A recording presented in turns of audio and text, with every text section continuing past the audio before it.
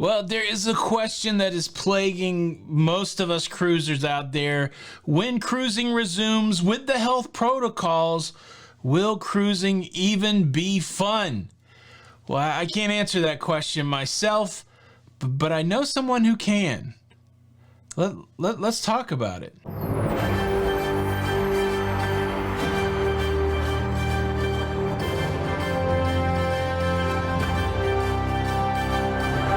Hey, what's up, everybody? Welcome back to the Cruise News Show. I'm your host, Tony, here with a special episode focused squarely on the idea of once cruising resumes, will it be fun? Special guest, very honored to have this person on the show. Before I get there, let me throw the quick invite out there. If you enjoy staying up to date on all that's going on in cruising, please consider subscribing with the notification bell on. That way you don't miss out on any of these episodes. Let's talk to the special guest. All right, well, I am here with Morgan O'Brien from the very unofficial Travel Guides. Morgan, it is such a pleasure to talk to you. Man, you have been making travel content, cruise content on YouTube since before I even knew really what YouTube was. It is such a pleasure to have you here to talk to you today. Thank you. You make me sound so old. Look, I'm probably older than you, but anytime I can get that young advantage, I'm a younger YouTuber, so I hope that counts. Yes, I'm proud to be one of the OG cruise channels. Absolutely. And, you know, the thing that makes you special, at least in 2020, is you did something that many of us could not do. You actually went on several cruises in 2020, and some of them were like right in the middle of the pandemic. Can you recap your 2020 cruise list, I guess we'll call it? Well, of course I can. Yes. The first two cruises that we booked were long before there had been any talk of you know what. And so there were two cruise lines that I wanted to try out, and I figured it would be fun to do them back to back or side by side. So we did a 5-day on the Carnival Sunrise, and then directly the same day that we disembarked, we left with the Disney Dream for a 5-day itinerary. So that was all before any of the craziness happened. Then the craziness began, and we had a big, long lockdown. I live here in northern Germany, in Hamburg, and we had a big, long, quite strict lockdown until around the middle of the summer. I can't remember exactly. And towards the end of the summer, cruising started up again here with a couple of cruise lines. So I did one cruise to nowhere on the TUI Mein Schiff 2, and then one cruise to nowhere on the TUI Mein Schiff 1, both going up to Stockholm, Sweden and back from, where did we leave? From here in Hamburg. And then I also got to cruise with the really big, surprisingly fantastic MSC Grandiosa around Italy, and I boarded that ship in Naples. The main question we want to answer for everybody is cruising still fun even during the pandemic? But before we get there, can you describe a little bit what your cruising vibe is, what your cruising profile is? What do you like to do when you go on a cruise? That'll give us some context for whether cruising's still fun or not. Okay. I love to stay in a balcony cabin. I usually only go to the buffet. I try to avoid the main dining room, especially I try to avoid the main dining room.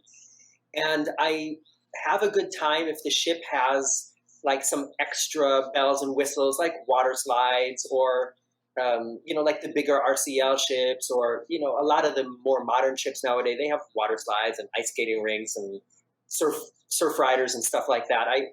I still am kind of really active and like to do those things too. So those are like the highlights for me when it comes to the ship itself. What about the nightly show? Do you go to the theater? Do you like the entertainment? Oh, yeah, of course.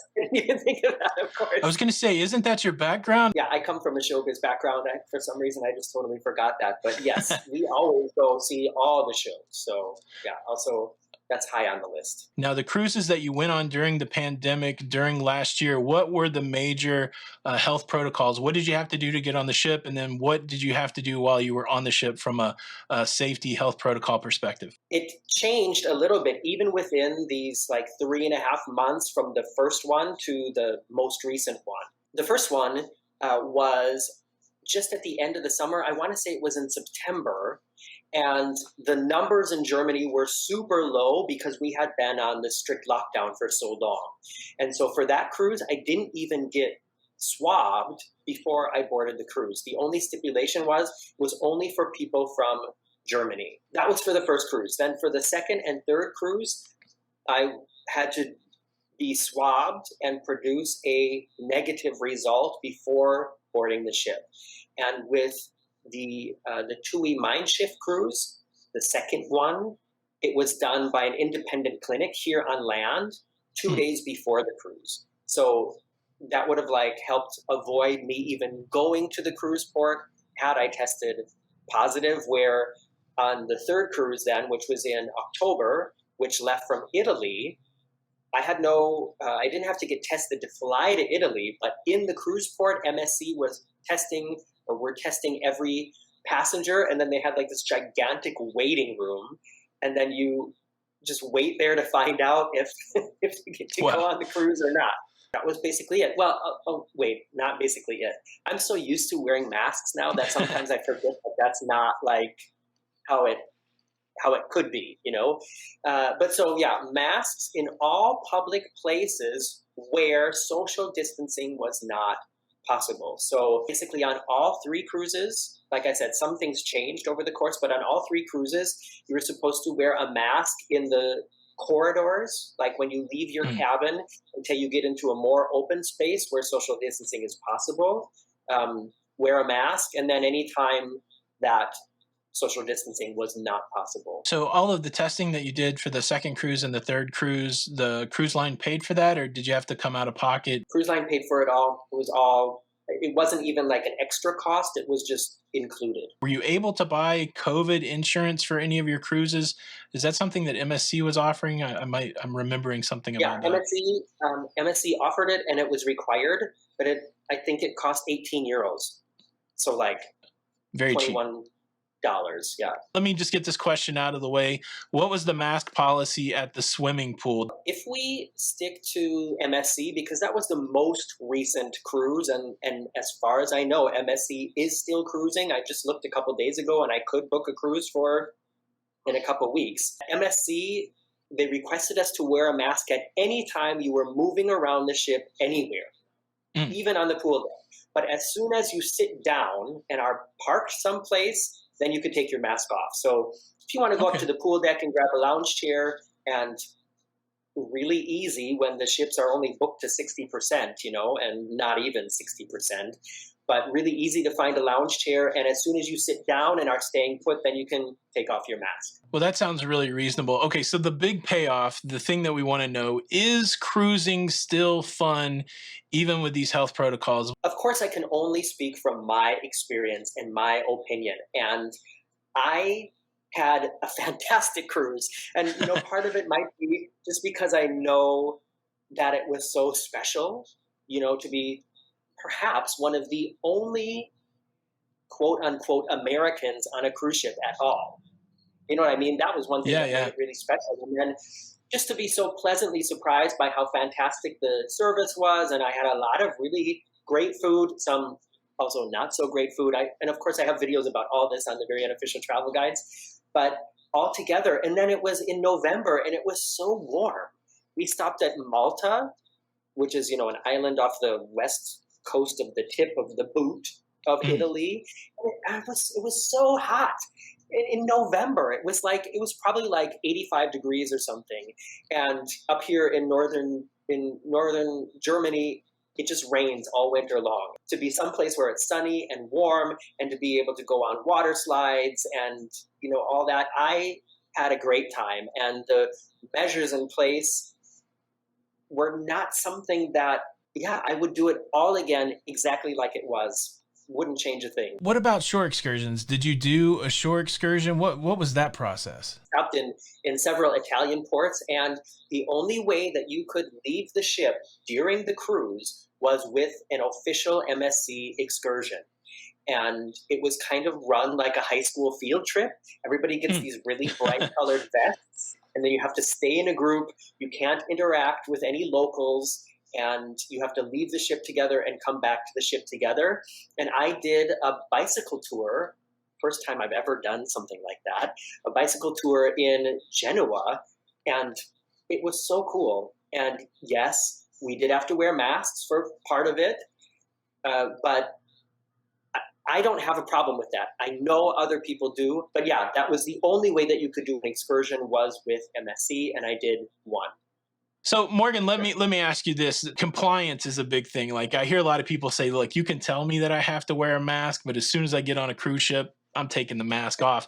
How do the cruise lines deal with that? And are there anybody that it would just be obvious to you that would not like the cruise with the health protocols that you've dealt with, on your last cruise? Okay, first of all, please don't be one of those people. If you don't want to wear a mask, someplace where a mask is required, then just don't go there, especially on a cruise ship, because the more people who end up acting that way are just going to make it take longer and make things more complicated for everybody else. So please don't be one of those people. I did see a lot of dedicated crew members on I want to call it on strolls around the ship, reminding people, pull up your mask, put on your mask. And I did see a bartender literally jump over the bar and run after a woman that was walking past her bar, and she told her, on this side, put on your mask, ma'am. By here, she still hadn't put it on, and she said again, please put on your mask. And the woman just turned around and gave her a dirty look. And so that Italian bartender on MSC sprung over the bar and ran up to her and was like, you need to comply now, please. Wow. So that was really interesting. Anyways, so yeah, I mean, if you are somebody who really, really has a hard time enjoying hanging out when you've got a mask on, then of course, not only cruising, but many other things are not going to be cool for you right now. But when it comes to just the cruising experience, first of all, at least on all 3 cruises that I was on, there's still a buffet. That was something I was really worried about.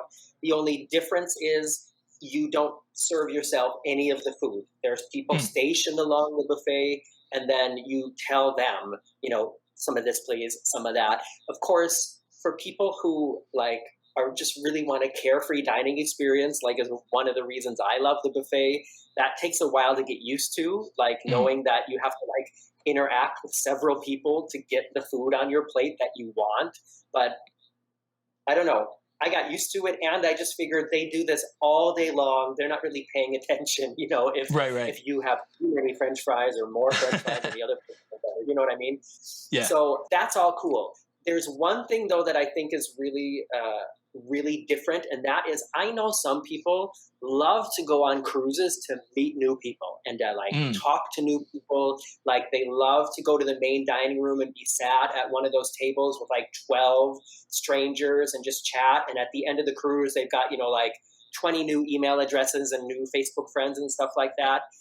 Those people are going to be really disappointed right now, because none of that is happening at the moment on cruise ships. Everybody, it's not that there isn't fun energy on board, but there's definitely less of it, and there aren't people hanging out at the bar, striking up conversations and stuff like that. So if you're somebody who always goes on cruises to meet new people and maybe look for romance or hookups or whatever, that is not happening at the moment.